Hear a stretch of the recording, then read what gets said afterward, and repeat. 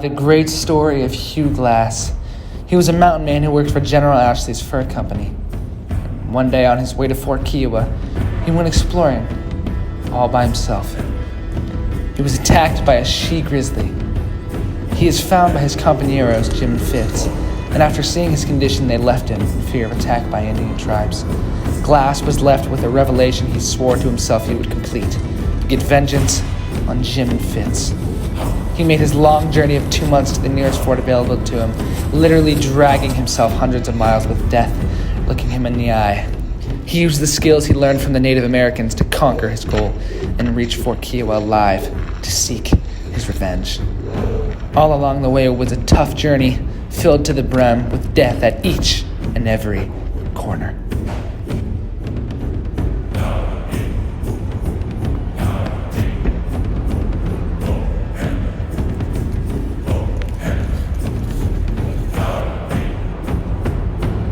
Our story begins in the Missouri River Bluffs early in the morning as Hugh Glass was watching over his men. He was a humble man but didn't act like it. He was the toughest madman in the Midwest. Even in his late 50s, Hugh was tougher, stronger, and wiser than any other man working for General Ashley's fur company. Nothing could bring Glass down, except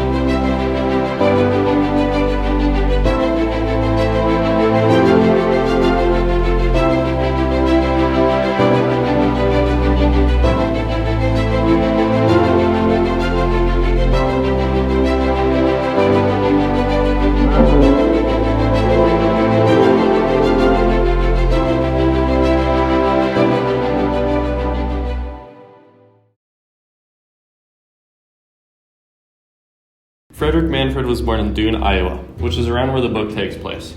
Growing up on a farm with multiple siblings, he quickly became very fascinated with nature. A writing career didn't seem likely as he had to hide his books in order to read them, and that's where his life took him. He traveled all throughout his life and ended up moving to many different states many different times. The book was written as an homage to Hugh Glass, a real mountain man. The book was based off of his real-life story where he was mauled by an actual grizzly bear and left by his two companions.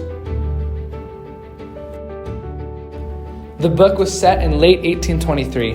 American settlers were starting to move west into Native American territory. However, most Americans still lived on the coast.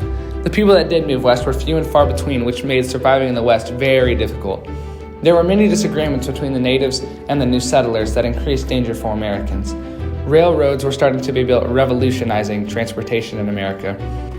The book was written in 1954. At the time, America was still struggling with segregation, and the Korean War was happening just before it was written. Most people in America were scared of communism. The two biggest themes in Lord Grizzly are revenge and survival. Survival appears throughout the entire book. Most of Glass's journey was a struggle for survival. He constantly had to fight for his life. Whether he was in danger of not having food or being attacked by nearby Indian tribes, Glass had to find a way to survive. Another very prevalent theme was revenge. Almost all the book revolved around Glass's hunt for revenge. Once he had set his mind on getting revenge on Jim and Fitz, there was nothing that could stop him. From the start of his crawl to the very end of the book, the theme of revenge appears very frequently. Lord Grizzly was interesting at points, but at other times it was the complete opposite. This is definitely a book for someone who likes survival, hunting, and revenge type books. To read this book, you need to have patience and the willingness to take in the scenery, because you will be doing a lot of that. It was actually a pretty quick read, and we enjoyed the book somewhat, except for the boring parts. Any final comments, Braydon? No.